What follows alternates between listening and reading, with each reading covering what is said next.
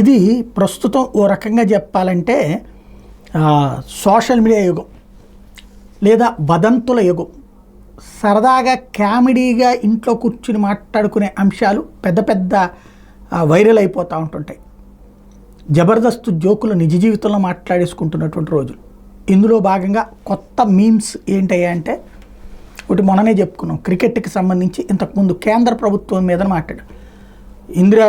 సోనియా గాంధీ మన్మోహన్ సింగ్ హయాంలో world cup గెలిచారు.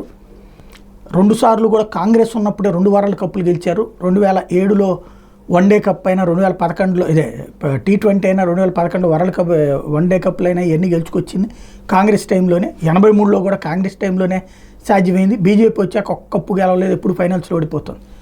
సరే, ఇప్పుడు గెలిచారు. వెంటనే అప్పుడు 2 కదా అని మాట్లాడేవాళ్ళు. అంటే ఇది ఒక పనిపాట ఉబుసుపోక మాట్లాడుకునేటువంటి మాట.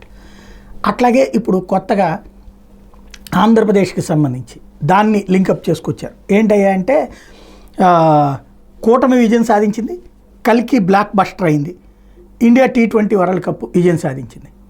కల్కి బ్లాక్ బస్టర్కి దీనికి ఏమైనా సంబంధం ఉంటుందా కొత్త ప్రభుత్వానికి? లేకపోతే కనుక ఖచ్చితంగా ఉంటుంది. ఎందుకు? డబ్బులు మాత్రం బాగా డబ్బులు వచ్చినాయి వాళ్ళకి. సినిమా హిట్ కాకపోతే డబ్బులు వచ్చేవి కాదు. అయితే దానికి ప్రభుత్వానికి ఏమైనా సంబంధం ఉంటుందా?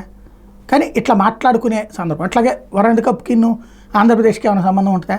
కానీ మాట్లాడుకునే సందర్భం. ఇప్పుడు సోషల్ మీడియా వేదికలో ఎవరైనా హీరోలు అవ్వచ్చు, ఎవరైనా విలన్లు అవ్వచ్చు.